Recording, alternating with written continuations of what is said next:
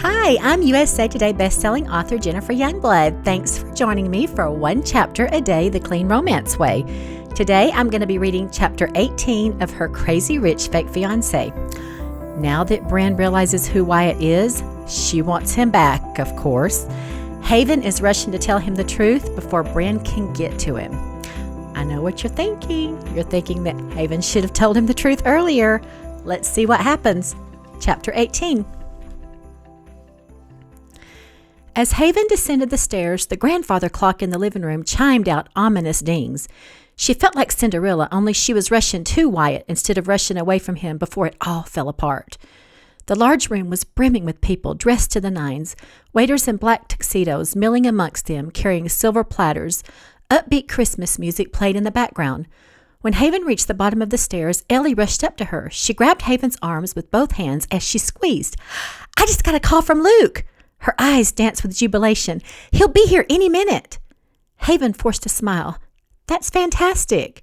At least one couple would have a happy ending." "Have you seen Wyatt, Charlie?" "Yes." She pointed at the double glass doors. "Over there." Haven looked across the room. Wyatt's eyes found hers as he flashed a glorious smile that shot daggers through her heart.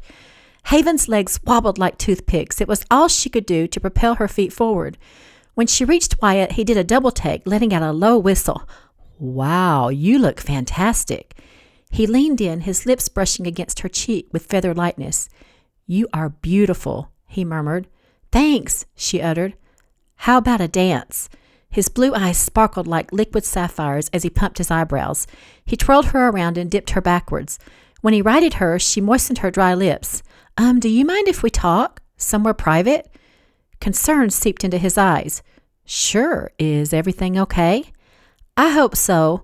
A mountain of tears pressed against her eyes, but she willed herself to push them back. Now was not the time to fall apart. He looked puzzled. She touched his cheek. "It'll be all right." The worry lines dissolved.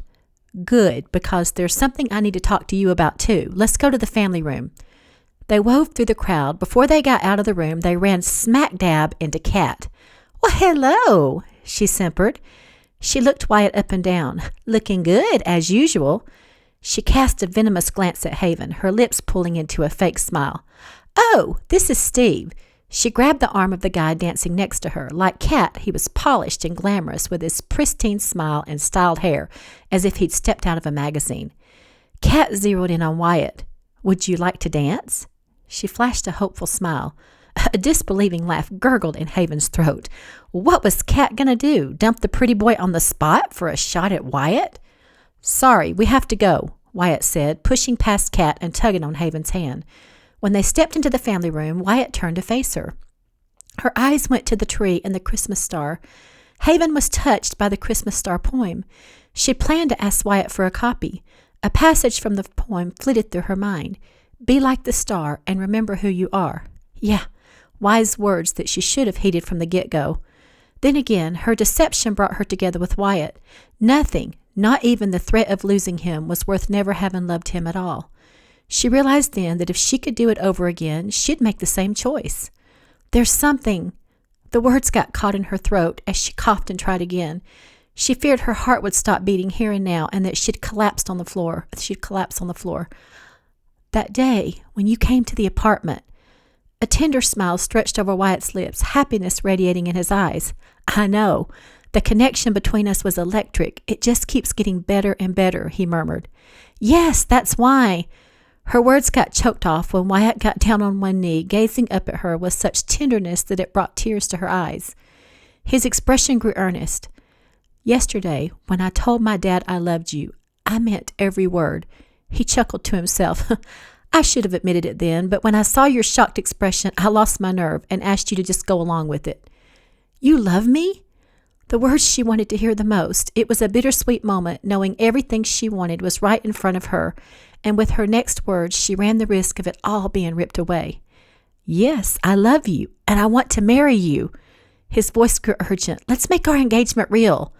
Anticipation twinkled in his mesmerizing eyes as he awaited her answer. "I wouldn't do that if I were you," Aubrey said as she stormed in, holding papers in her fist. Wyatt stumbled to his feet, a deep frown pulling down his lips. He leveled a glare at Aubrey. "What's this about?" Beverly and Charles rushed in on Aubrey's heels. Haven's head whirled. She rubbed a hand across her forehead. "There's something I need to tell all of you." "Save it," Aubrey barked, waving the papers. "Everything we need to know is right here." "If you've got something to say, then spit it out," Wyatt thundered, his feet spreading in a battle stance. Aubrey stilled her shoulders, giving Haven a scathing look. 2 years ago, Bryn had an affair with a married man named Walter Hensley, who is the CEO of a large tech company. She got pregnant and threatened to ruin his marriage. Haven staggered, feeling like the floor was falling out from beneath her. How could Bryn stoop so low? Walter paid Bryn a hefty settlement to get an abortion and leave him alone. The air expanded and contracted in a hard punch. Haven's mind clicked through the sequence of events like frames in a camera, searing the shame into her soul. She saw the shocked expressions on Beverly and Charles's faces and Aubrey's smug look of vindication. Haven turned to Wyatt, needing to see his face, yet dreading it. His tortured expression cut her to the quick. She would have died 1,000 deaths to avoid this horrible moment. "Please tell me it's not true." His tone was pleading, haunting. "Of course it's true," Aubrey snapped. "The proof is right here." She held up the papers. "Bryn?" Wyatt asked, his eyes pleading. Her insides crumbled. "There's nothing I can say," she uttered, rushing out, her intent to get as far away from here as possible. The sting of betrayal gutted Wyatt like a red-hot knife. How could Bryn have done something so horrible? His mind refused to believe it, everything in him wanting to rush after Bryn and bring her back. His mom stepped forward and touched his arm. "I'm so sorry." Aubrey sighed. "For what it's worth, I'm sorry too." "Sure you are," Wyatt sneered, channeling his wrath at Aubrey. She rocked back. I am. Believe it or not, I was actually starting to like Bryn." Her brows furrowed. She was a fraud. She clenched her jaw. "I should have listened to my first inclination." Bryn rushed back into the room, a wide smile on her lips as if nothing had ever happened. She held out her hand, strolling towards Wyatt.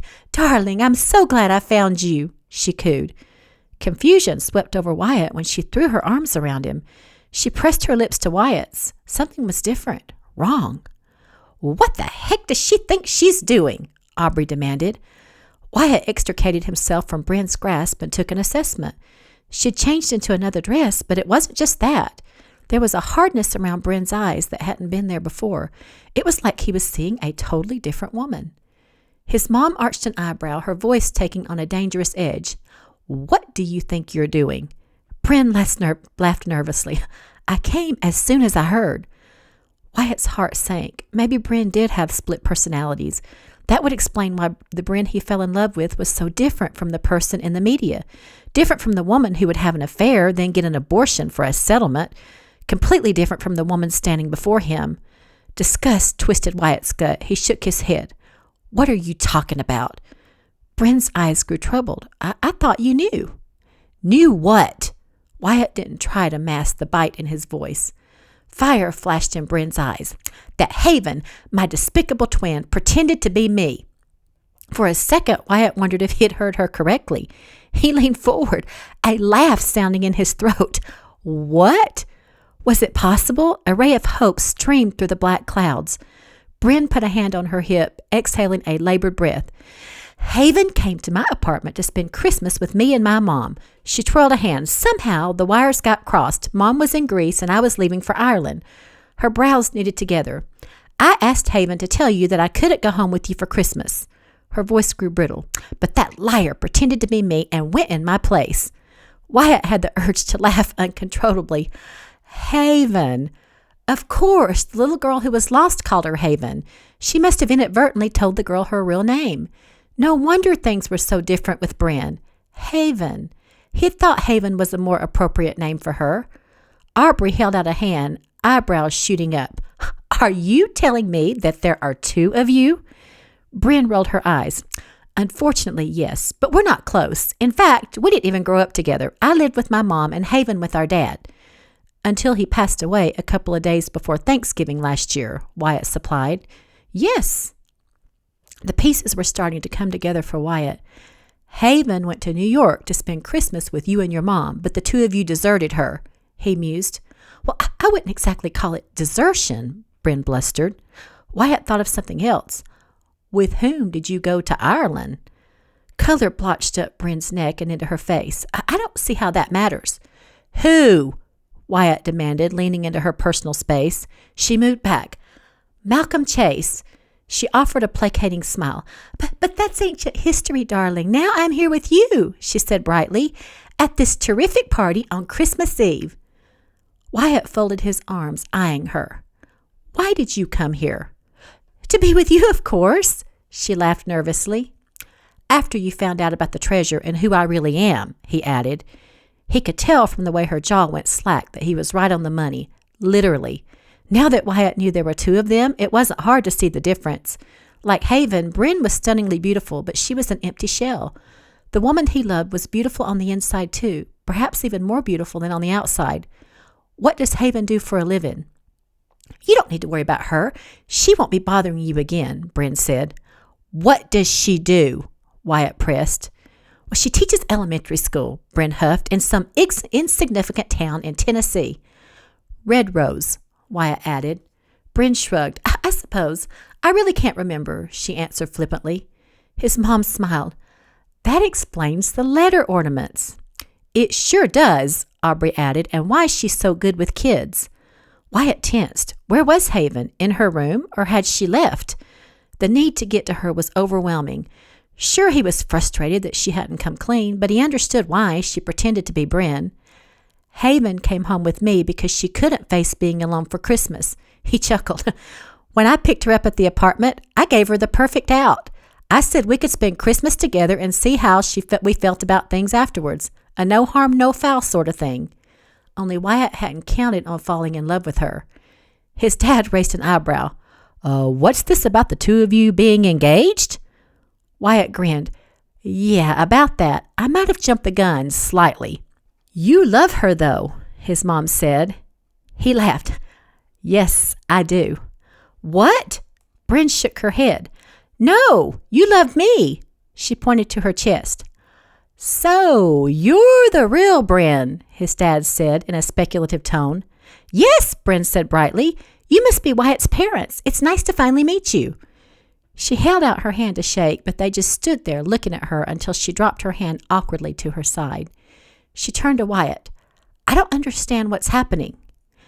You're the one who's been in the media, his dad said. I have. Wariness seeped into Bryn's voice. What's going on here? Aubrey waved the papers in her face. You're the one who had the affair with the married man, took a settlement, and had an abortion. Bryn's face strained. Where did you get that information? Oh, I have my ways, Aubrey said. Desperation sounded in Bryn's voice. That was a long time ago, in the past. It doesn't matter now. Her eyes sought Wyatt's like a drowning person grasping for a buoy. I'm here, and I want you. His mom looked at Wyatt, a smile curving her lips. The clock is ticking. Are you going to let her get away? Who? Bryn asked, her eyes widening. The best thing that ever happened to you, Aubrey said. She rolled her eyes. I even like her. That should speak volumes. Oh, it does. Wyatt looked at his dad, caught the amusement sparkling in his eyes. Son, do you need to be told a third time? Go get your woman. A burst of adrenaline ran through Wyatt. Yes, sir, he clipped. What? Outrage coated Bryn's voice. You're choosing Haven over me? To think, I left Malcolm Chase for you, she growled. As he moved to leave, Bryn touched his arm, a tremulous expression overtaking her features.